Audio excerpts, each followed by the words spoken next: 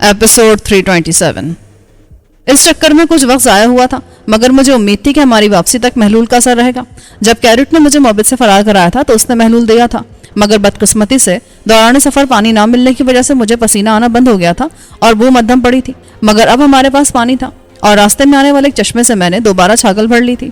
उम्मीद थी कि हमें शाम तक पसीना आता रहता और उसमें महलूल की बू शामिल होकर जानवरों को हमसे दूर रखती। दिन ढलने का आगाज था। मेरा अंदाजा था कि 2 बज रहे थे और हम सफर के आखिरी मरहले में थे। मुझे नहीं मालूम था कि सुरंग ताज़ा हवा की आमदोरफ्त के लिए बनाए गए सुराख यहाँ जंगल में किस सूरत में मौजूद थे। लाजमी बात थी कि उन्हें खुला तो नहीं छोड़ा गया होगा, वरना जंगल के जानवर उनसे सुरंग में घुस सकते थे। उनके तहफ़्फ़ुज़ का कोई ना कोई बंदोबस्त होगा। इस वक्त हम आर्गोन के अक़बी हिस्से में थे। यहाँ से मोबित ज़रा फासले पर था। हमें आर्गोन और मोबित के दरमियान उस सुरंग के हवादान तलाश करने थे।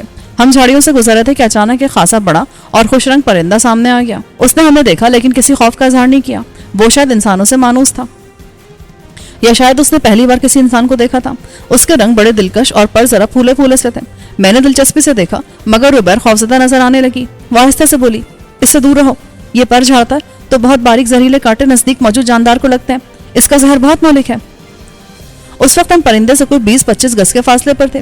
रुबैर की बात में परिंदे की खुशनुमाई के बारे में मेरे ख्यालात को उड़ा के रख दिया। मैं मोहतात हो गया और हम सुस्त रवि से पीछे हटने लगे। रुबैर ने बहुत आहिस्ता से कमान उसकी तरफ की। तीर पहले ही चढ़ा हुआ था, मगर जैसे तीर उसकी तरफ हुआ उसने मकरू सी आवाज निकाली और जिन झाड़ियों से निकला था मुड़कर उन्हीं में घुस गया। मैंने सुकून का सांस लिया। इतना खतरनाक होता है परिंदा? देखने में तो बहुत बेजरर और खूबसूरत लग रहा था।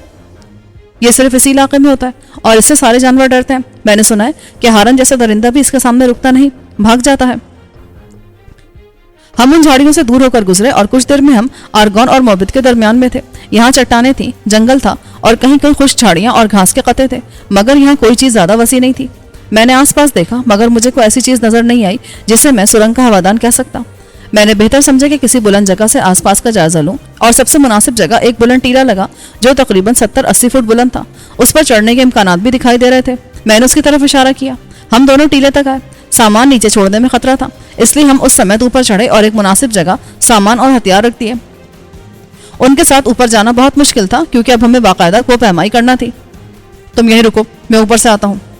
नहीं, जहां तक मैं चढ़ सकूंगी मैं भी आपके साथ चलूंगी। मैंने सर हिलाया और ऊपर चढ़ने लगा। टीला पत्थर और मिट्टी पर मुश्तमिल था, इसलिए जहां मिट्टी थी वहां पौधे और सब्जा भी उगा हुआ था। जहां जगह थी वहां कुछ दरख्त नुमा झाड़ियां उगाई थी। हम मजबूत पौधों, पत्थरों और मिट्टी से निकली जड़ों को पकड़कर ऊपर चढ़ने लगे। खिलाफ तवक्को ऊपर जाना इतना मुश्किल साबित नहीं हुआ।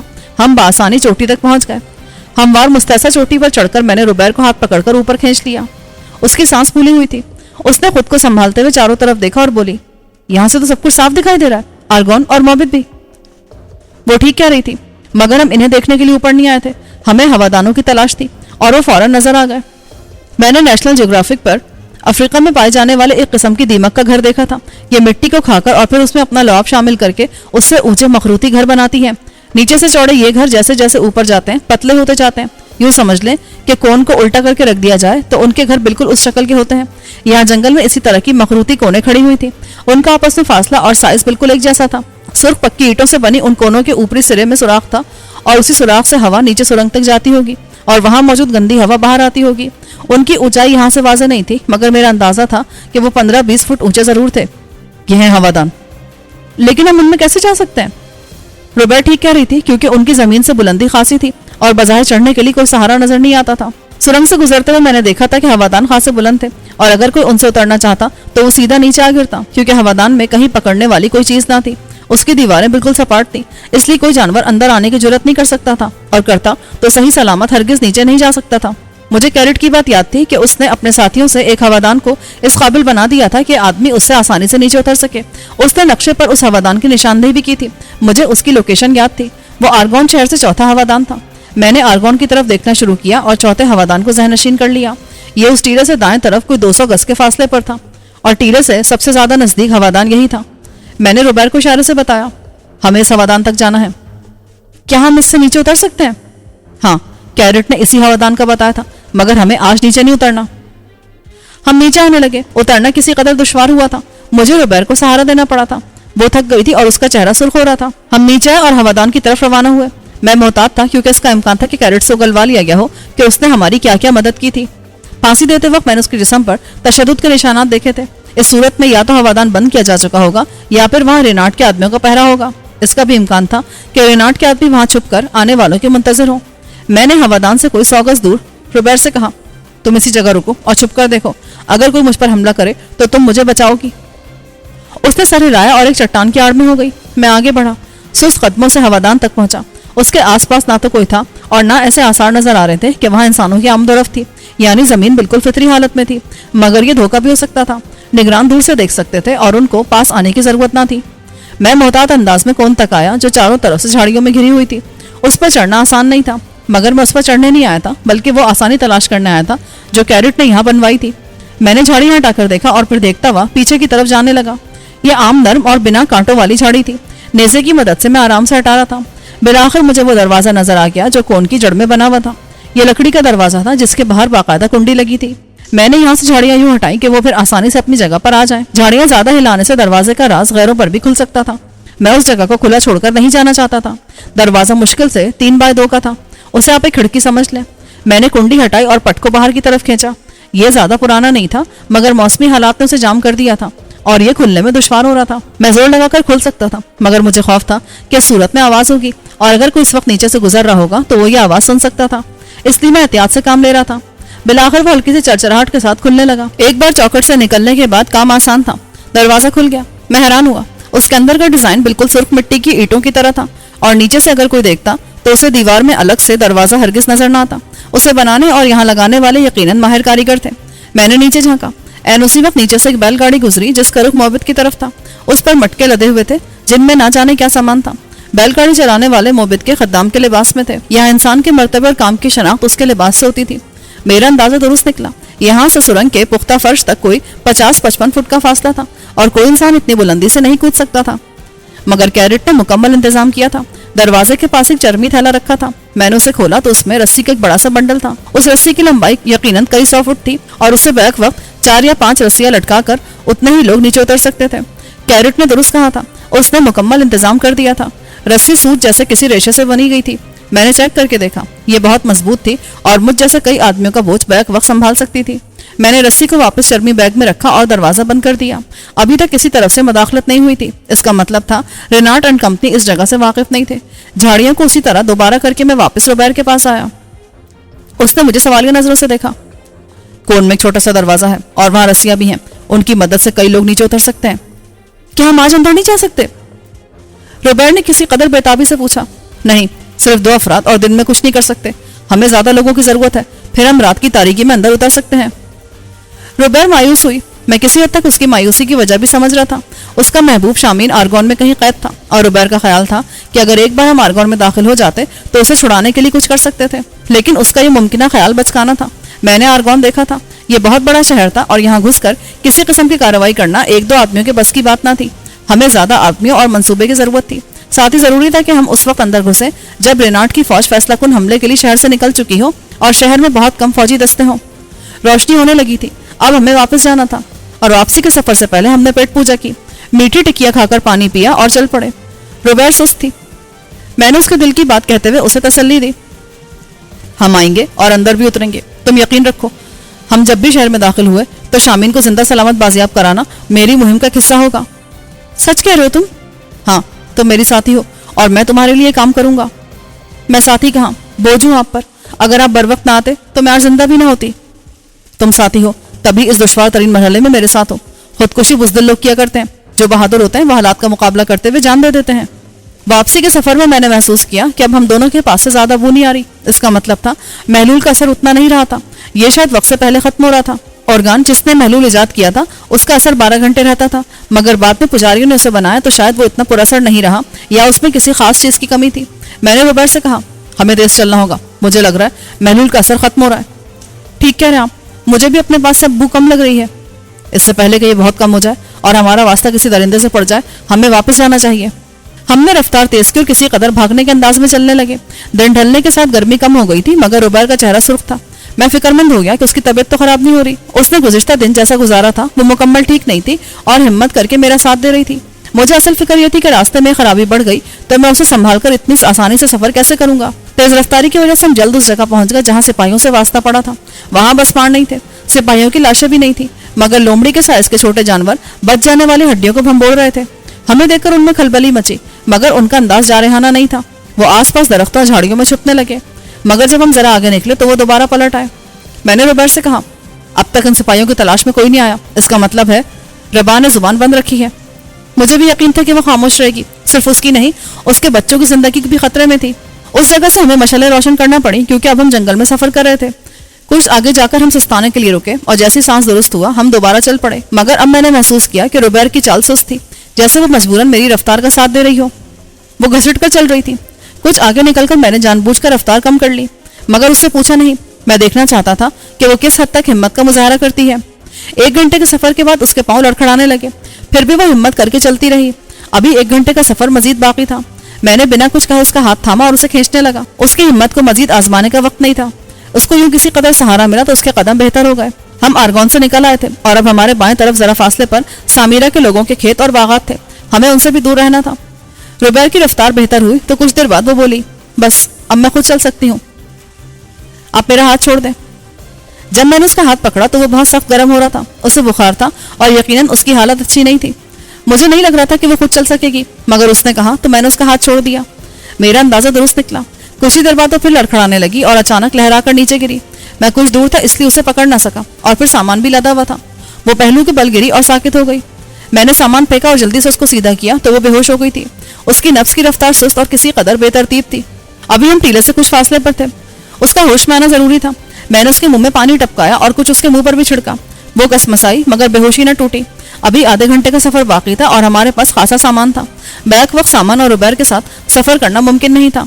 उसे जबरदस्ती होश में लाना भी मुनासिब न होता, वो फिर से बेहोश हो जाती। इसलिए मैंने सोचा और सामान यहीं छोड़कर जाने का फैसला किया। सारा सामान कपड़ों वाले थैले के साथ एक दरख्त की बुलंद शाख से बांध दिया। अब मेरे पास सिर्फ नेजा और मशल थी। तारीकी तकरीबन मुकम्मल हो गई थी। अब हमें मशल के सहारे सफर करना था। रुबैर को उठाकर यूं शाने पर डाला कि उसका अगला धड़ मेरी पुश्त पर झूल रहा था। मैंने उसे उसकी टांगों से पकड़ा हुआ था। उसी हाथ में नेजा था और दूसरे में मशल थामे में आगे बढ़ने लगा। मेरी छठी हिस्स कह रही थी कि अब ये बू दरिंदों को रोकने के लिए काफी नहीं रही थी। अचानक भेड़ियों जैसी आवाज नमूदार हुई। मेरा दिल एक लम्हे को रुक गया। क्या आसमानों ने हमारी बू पाली थी या किसी और ने हमें देख लिया था? मैंने रफ्तार तेज की। अब टीला कुछ ही दूर रह गया था और भेड़ियों जैसी आवाजें नजदीक आ रही थी। मेरा शुबा बढ़ रहा था कि आसमानों ने हमें देख लिया है। मेरी कोशिश थी कि उनकी आमद से पहले टीले तक पहुंच जाऊं। आखिर में मैंने तकरीबन भागना शुरू कर दिया। रुबैर का वजन 60 किलो से हरगिज कम ना था। मुसलसल भागने से मेरा सांस बुरी तरह फूल रहा था और जिस्म एक बार फिर पसीने से नहा रहा था, मगर उस वक्त मुझे पता न चला। अब मुझे रुबैर समेत ऊपर जाना था। बिलाखिर मैं कामयाब रहा, मगर जिस वक्त मैं रुबैर को लेकर ऊपर चढ़ रहा था 3-4 असमार वहां मौजूद हुए।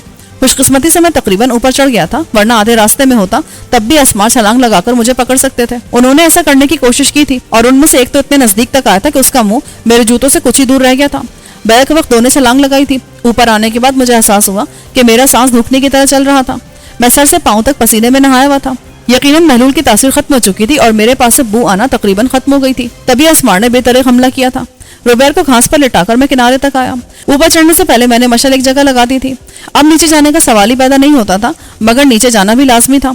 मैं अपना अहम तरीन सामान पीछे छोड़ाया था। उसी में हमारे सारे हथियार थे जो सामिरा ने दिए थे, वो भी वहीं रह गए थे और अब मेरे पास सिवाय एक निज़े कर कुछ ना था। मैंने एक मशल जलाकर बाहर लगाई। बहरहाल सामान बात का मसला था। इस वक्त मुझे रुबैर की फिक्र थी। खुशकिस्मती से सुबह मैंने मटका और डोल भरकर रख लिया था, इसलिए हमारे पास पानी था। मैंने खुद पानी पिया और रुबैर को पिलाया। उसका बदन जैसे आग का बना हुआ था। मेरे पास कोई दवा या चीज ना थी जिसे उसके इलाज के लिए इस्तेमाल करता। बुखार कम करने की एक ही तरकीब थी। मैंने पट्टियां पानी में भिगोकर उसके सर, हाथों और पैरों पर रखना शुरू की।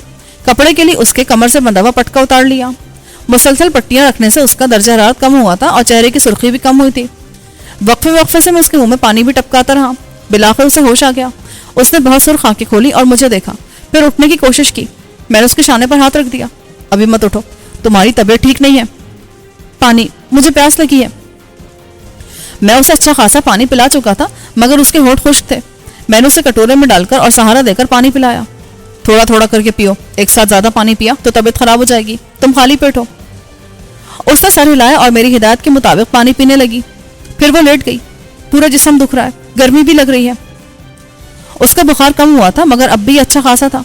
फिर मैं उसके हाथ पैरों पर पानी से भिगोकर पट्टियां रखने लगा। इस दौरान में असमार नीचे मौजूद थे। कभी कभी वो आवाज भी निकालते थे। रुबैर के होश में आने के बाद वो बोले तो वो सहम गई। असमार है यहाँ? हाँ। وہ راستے میں ہمارے پیچھے لگ گئے تھے. میں بہت تیزی سے آیا اور جب اوپر چڑھ رہا تھا جب بھی انہوں نے حملہ کیا, مگر خوش قسمتی سے میں ان کی پہنچ سے دور نکل گیا تھا. آپ مجھے اٹھا کر لائے اتنی دور سے؟ ہاں, تمہیں بالکل ہوش نہیں تھا. اگر ذرا دیر ہو جاتی تو اسمار ہمیں آن لیتے. میں آپ کی وجہ سے بچی ہوں. اس نے جذباتی انداز میں اپنے گرم ہاتھوں سے میرا ہاتھ تھام لیا. آپ میرے لیے اتنا کچھ کیوں کر رہے ہیں؟ میں آپ کی کچھ نہیں لگتی ہوں. میں نے تو آپ کے ساتھ بہت برا کیا, دھوکہ دیا آپ کو. میں نے کہا نا, تم میری ساتھی ہو اور مشکل وقت میں میرا ساتھ دے رہی ہو. کیا یہ کافی نہیں ہے؟ میرے لیے کبھی کسی نے اتنا نہیں کیا. یہ سب اوپر والے کی مہربانی ہے اور تم خود بہت اچھی لڑکی ہو. تم اس وقت روگی اور جذباتی ہوگی تو تمہاری طبیعت اور خراب ہو جائے گی. میرے پاس تمہارے علاج کے لیے کچھ نہیں ہے, اس لیے میں چاہتا ہوں کہ تم خود پر قابو رکھو اور جلدی سے ٹھیک ہو جاؤ. ہمارے پاس زیادہ وقت نہیں ہے. اس نے خود پر قابو پایا اور آنسو صاف کرنے لگی. میں نے اسے مجبور کر کے کچھ پھل کھلائے.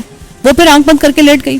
رات گہری ہونے لگی تھی. میں روبیر کے پاس بیٹھا ہوا تھا اور کبھی کبھی جا کر جھانک کر اسماروں کو دیکھ لیتا تھا. ان کی تعداد بڑھ گئی تھی.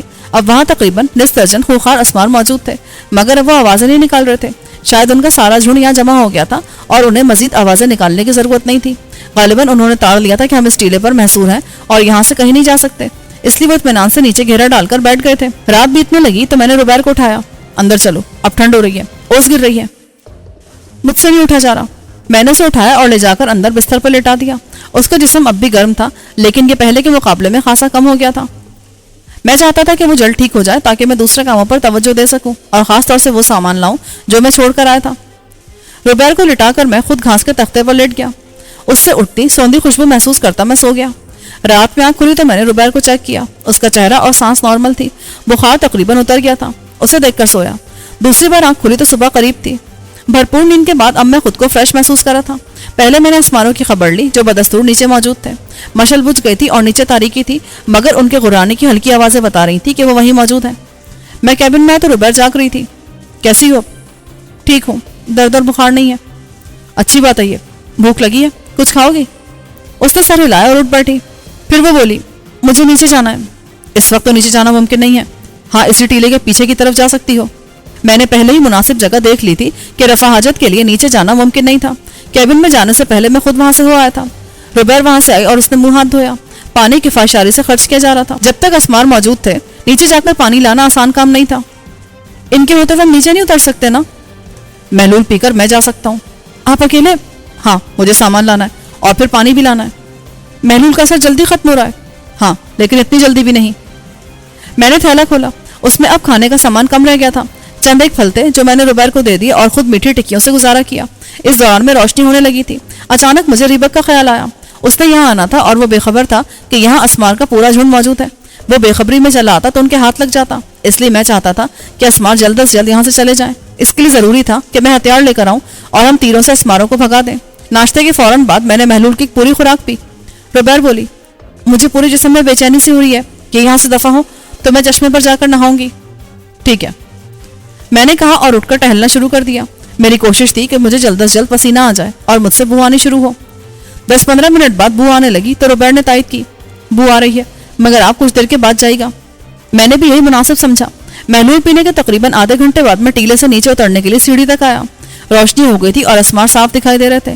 ان کی جسامت دیکھ کر روبیر سہم گئی. اس نے مجھ سے احتیاط کرنے کو کہا.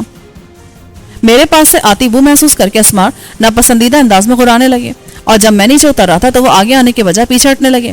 نیچے اتر کر میں آگے بڑھا تو وہ دائیں بائیں ہو کر دور ہونے لگے. سچی بات ہے کہ اس خوفناک درندے کے جھنڈ کے بیچوں بیچ سے گزرتے ہوئے میرا خوف سے رواں رواں کھڑا ہو گیا تھا.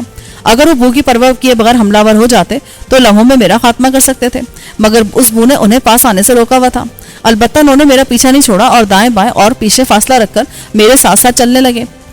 میرے لیے اطمینان کی بات یہ تھی کہ وہ سب میرے پیچھے تھے اور میرے پاس بھی نہیں آ رہے تھے. میں نے راستے کی کچھ نشانیاں ذہن میں رکھی تھیں تاکہ میں ٹھیک اسی درخت تک پہنچ سکوں جہاں میں نے سامان رکھا تھا. اس کے باوجود مجھے کچھ دیر بھٹکنا پڑا. تب میں درخت تک پہنچا اور وہاں شاخ پر سامان دیکھ کر میں نے سکھ کا سانس لیا. میں نے تھیلا اتار کر سب سے پہلے کمان اور ترکش نکالے اور سب سے نزدیک موجود اسمار پر تیر اندازی کی مشق کی. غیر متوقع طور پر تیر اس کی گردن میں اتر گیا. اس نے بھیانک آواز نکالی اور زمین پر لوٹ پوٹ ہونے لگا. اس کا حشر دیکھ کر دوسرے اسمار تیزی سے بھاگے اور مجھ سے کچھ فاصلے پر جا کر رک گئے. میں نے لوٹتے اسمار کو چند تیر اور مارے جو تقریباً سارے نشانے پر لگے. وہ بے دم ہو گیا اور مجھے نیزے کی مدد سے اس کا خاتمہ کرنے میں کوئی دشواری پیش نہ آئی. نیزہ میں نے اس کی گردن میں اتار دیا. چند لمحے تڑپنے کے بعد اس نے جان دے دی. میں نے اس کے جسم میں اتر جانے والے تیر نکال کر صاف کیے اور واپس ترکش میں رکھ لیے۔ یہ سارا کام میں نے اطمینان سے کیا۔ اپنے ایک ساتھی کا انجام دیکھ کر دیگر اسماروں نے اسی میں عافیت سمجھی کہ میرا پیچھا چھوڑ کر بھاگ جائے۔ جب تک میں نے تیر نکالے وہ غائب ہو گئے۔ میں مطمئن ہو کر آگے بڑھا۔ سامان خاصا تھا مگر وزنی نہیں تھا۔ ربان کے پھٹے کرتے نے بڑا کام دیا تھا اور اسی میں سب ڈال کر میں نے گٹھری بنا لی تھی۔ البتہ نیزہ اور کمانیں ساتھ رکھ لی تھی۔ آدھے گھنٹے بعد میں دوبارہ ٹیلے کے پاس تھا۔ میں نے روبیر کو آواز دی۔ وہ نزدیکی تھی، فوراً دوڑی آئی اور چہک کر بولی، آ گئے آپ؟ ہاں، ڈول دو۔ اس نے اوپر سے ڈول پھینکا۔ میں نے نیچے سے سامان اچھالا اور پھر ڈول اور وردیاں لے کر ندی پر آیا۔ پہلے میں نے وردیاں دھوئی اور پھر ڈول بھر کر واپس ٹیلے پر آیا۔ مزید چند چکر لگا کر میں نے اتنا پانی کر لیا کہ روبیر اوپر ہی نہا لی تھی۔ اسمار ٹیلے اور اس پر ہماری موجودگی سے واقف ہو گئے تھے۔ مجھے شک تھا کہ اب وہ آس پاس رہیں گے۔ اس صورت میں روبیر کا ندی پر جانا خطرے سے خالی نہ تھا۔ میں نے اس سے کہا کہ وہ آرام سے نہائے، میں نیچے ہی موجود ہوں۔ وہ نہا لی تو میں نے دوبارہ ندی پر جا کر پانی بھرا۔ روبیر نے کچھ خشک پیلے آپس میں ملا کر رسی بنا لی تھی۔ وہ اس کی مدد سے بھرا ہوا ڈول اوپر کھینچ لیتی اور مجھے اوپر نہیں جانا پڑتا۔ یوں ہمارا کام آسانی سے اور تیزی سے ہو گیا۔ ہمارے پاس خوراک تقریباً ختم ہو گئی تھی۔ جو مچھلی پہلے پکڑی تھی اس کا تھوڑا سا بچ جانے والا حصہ اب خراب ہو گیا تھا اور اسے بوٹ رہی تھی۔ ریبک کی آمد کے آثار نظر نہیں آ رہے تھے اور ہمیں خوراک کی ضرورت تھی۔ یہاں صرف مچھلیاں تھیں۔ پانی بھرنے کے دوران میں نے ندی میں ایک جگہ دیکھ لی تھی جہاں مچھلیاں تھیں، مگر وہاں پانی گہرا تھا، انہیں پکڑنا آسان نہ تھا۔ اس کے لیے میرے ذہن میں ایک ترکیب آئی۔ میں نے ربان کا کرتا لے کر اسے یوں کھولا کہ وہ چادر سی بن گئی۔ جہاں سے وہ پھٹا ہوا تھا وہاں گرا لگا لی۔ پھر کے جال لے کر ندی تک آیا اور اس کے کنارے روبیر کی بنائی بیلوں کی رسی سے باندھ دیے۔ جال کو تہ میں بچھایا۔ یہ آسان کام نہیں تھا کیونکہ پانی بہ رہا تھا۔ کسی نہ کسی طرح میں نے کپڑا تہ میں بچھایا اور پھر ڈوریاں تھام کر انتظار کرنے لگا کہ کب کچھ مچھلیاں کپڑے کے اوپر آتی ہیں۔ شروع میں مچھلیاں کچھ بتکی مگر پھر کپڑے کو بے جان جان کر اس پر آ گئیں۔ مگر پھر کپڑے کو بے ضرر جان کر اس پر آ گئیں۔ جیسے 3 بڑی مچھلیاں اس کے اوپر آئیں، میں نے پوری قوت اور تیزی سے جال کھینچ لیا۔ ایک مچھلی بھاگنے میں کامیاب ہوئی مگر 2 جال کے ساتھ ندی سے باہر آ گئی۔ احتیاطاً میں نے کپڑا ندی سے دور پھینک دیا کہ مچھلیاں اس سے نکلے بھی تو پانی میں واپس نہ جا سکیں۔ وہ جس طرح تڑپ رہی تھی انہیں کپڑے میں رکھنا دشوار لگ رہا تھا اور لگ رہا تھا کہ واپس ندی میں چلی جائیں گی۔ دور گرنے پر بھی وہ باہر نکل آئیں اور ندی کی طرف آنے کی کوشش کرنے لگی مگر میں نے انہیں دوبارہ کپڑا ڈال کر لپیٹ لیا۔ آج اور شاید کل کے لیے بھی یہ مچھلیاں کافی تھیں۔ ان کا گوشت ذائقے دار تھا۔ جب میں نے مچھلیاں لا کر روبیر کو دی تو اس کی خوشی دیکھ کر مجھے بے ساختہ ہنسی آئی۔ یوں لگ رہا تھا جیسے میں گھر گرہستی میں گرفتار شخص ہوں جس کی صبح شام اس فکر میں ہوتی ہے کہ اپنے خاندان کا پیٹ کیسے بھروں۔ روبیر کی خوشی اصل میں مچھلی کی نہیں خوراک کی تھی، کیونکہ اب ہمارے پاس کھانے کو کچھ خاص نہ تھا۔ اس لیے میرے ہنسنے پر اس نے سوالیہ نظروں سے مجھے دیکھا۔ کیوں ہنس رہے ہیں؟ میں نے آج تک ایسے کام نہیں کیے، اس لیے جب کر رہا ہوں تو ہنسی آ رہی ہے۔ بیوی بچے ہیں آپ کے؟ نہیں۔ تبھی عجیب لگ رہا ہے، وہ سادگی سے بولی اور پتھر کے چاقو سے مچھلیوں کو ہلاک کرنے لگی جو اب تک تڑپ رہی تھیں۔ یہ چاقو سپاہیوں کے پاس سے نکلے تھے اور کام میں دھات کے چاقو سے کم نہ تھے۔ مجھے خیال آیا کہ جب یہ چاقو بنا سکتے ہیں تو پھر پتھر کے اور تیز دھار ہتھیار کیوں نہیں بناتے؟ شاید اس لیے کہ بڑے ہتھیار کی صورت میں پتھر آسانی سے ٹوٹ جاتا، اسی لیے یہ پتھر سے چھوٹے ہتھیار اور اوزار بناتے ہیں۔ روبیر جنگجو لڑکی ہونے کے باوجود کھانا پکانے کا کام جانتی تھی۔ اس نے مہارت سے مچھلیوں کو صاف کیا اور ان کے قتل کیے۔ نہا دھو کر وہ تازہ دم نظر آ رہی تھی۔ اس نے خاتون خانہ کا کردار ادا کرتے ہوئے کیبن اور اس کے آس پاس کی صفائی کر دی تھی۔ چیزیں سلیقے سے رکھی تھی اور اب مچھلی صاف کری تھی۔ آلائشیں نکال کر اس نے گوشت ہوا میں رکھ دیا تاکہ وہ دیر تک خراب نہ ہو۔ کچھ قتل اس نے نکال لیے تھے اور دوپہر کے لیے ان کو بھوننے لگی۔ ٹیلے پر خشک جھاڑیوں کی بھی کمی نہ تھی جن سے جلانے کے لیے لکڑی مل رہی تھی۔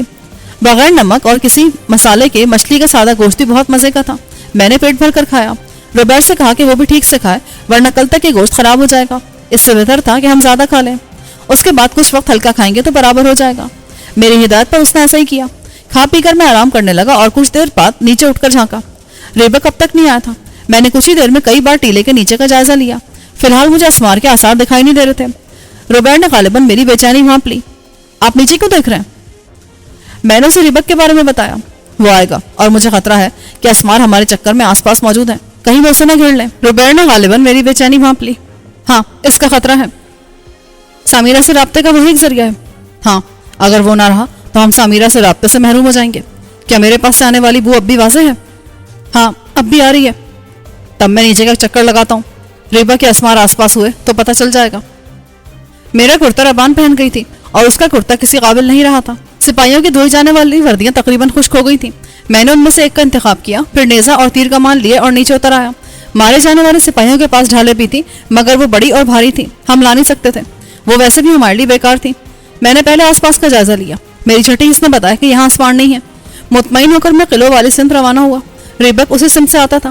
جنگل سے نکل کر کھلی جگہ آیا جہاں دور تک نظر رکھی جا سکتی تھی۔ باغات اور کھیت یہاں سے خاصے فاصلے پر تھے. میں نے مناسب سمجھا کہ کسی درخت پر چڑھ جاؤں اور یوں میں دور تک دیکھ سکوں گا. ایک درخت جو زیادہ اونچا تھا، میں اس کی ایک درمیانی شاخ پر چڑھ گیا.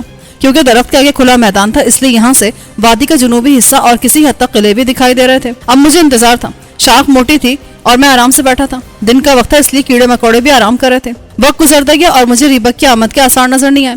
میرے پاس سے آتی بو بھی کم ہو رہی تھی. اس سے پہلے کہ بو اتنی کم ہوتی کہ اسماروں کے لیے قابل برداشت ہو جاتی، میں نے مناسب سمجھا کہ واپس لوٹ جاؤں.